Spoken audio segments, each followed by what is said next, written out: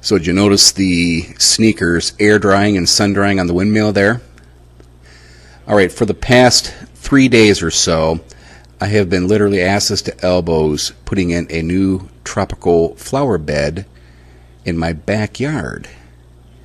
And I went kind of crazy, but it turned out pretty good. So what I did is I literally tore up a whole bunch of sod and moved it over to the other side of the backyard to fill in some bare spots, and worked on, I'll tell you, this edging is what really was a pain in the butt. This is the second type of edging that I got from Home Depot, and I like this much better than the other stuff I have, or other stuff I bought, and I may use that other stuff for another project. But here's some of the variety of tropicals I put in here. Those are purple red elephant ears. Got some vincas in there. Some common tropical house plants.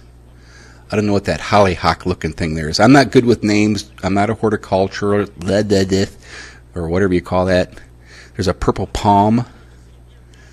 I think that was pretty cool. I think that was half price at Home Depot. And this banana tree is what the neighbor dropped off a few days ago. Thank you very much for that. And during the transplant, hopefully it'll survive.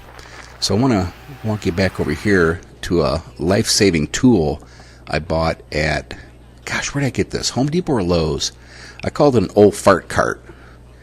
And yes, it's got plastic wheels, but man, I tell you, this $40 cart is one sturdy SOB. And you think, oh, it's plastic, and it's poly, not going to hold up. I had 5 freaking bags of topsoil in that thing and rolling around back there, no problem.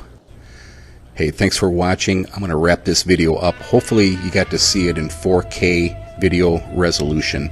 And hopefully everybody has a really fun and safe 4th of July. And if I don't see you, you all take care and be safe out there. And we'll see you next time.